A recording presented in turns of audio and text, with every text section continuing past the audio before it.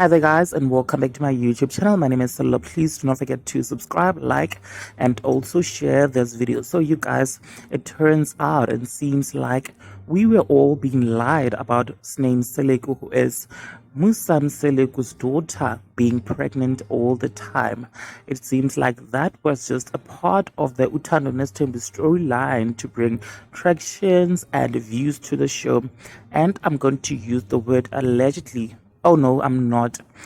Anyways, let me not allege because it is the truth and any person can see. So Sne is busy living her life there on Instagram, posting pictures of a flat belly with her family and siblings like nothing has happened at all.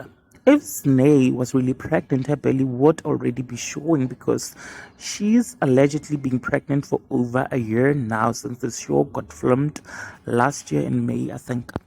And then we see her posting her beautiful pictures there on Instagram, flat belly and all. Because you guys, she's been posting pictures of a flat belly this year in January, this month, 2023.